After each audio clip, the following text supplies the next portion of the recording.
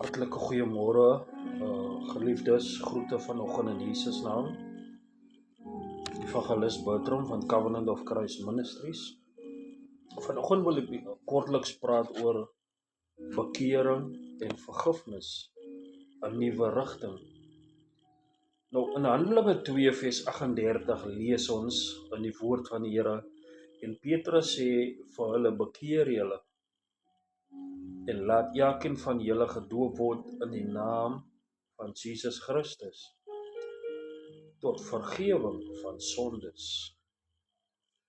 Nou, dierbares, in 'n motor, om 'n motor in die verkeerde rigting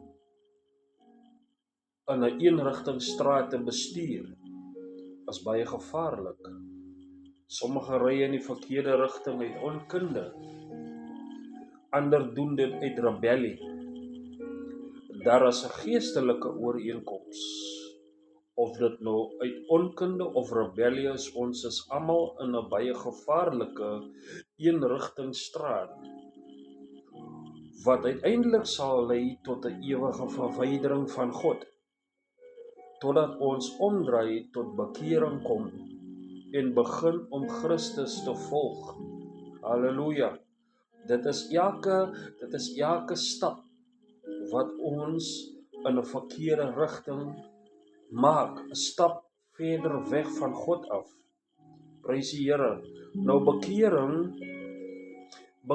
berou en vrug. Daar is 'n verskil tussen wedergeboorte en bekering.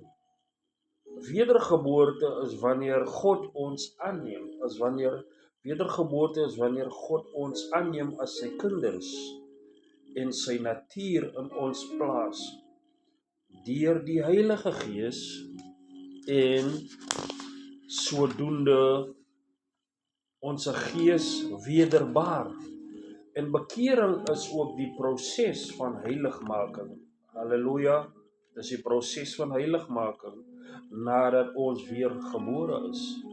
So bekering is voortdurend soos die Gees ons oortuig van areas en sondes in ons lewens wat nog moet verander.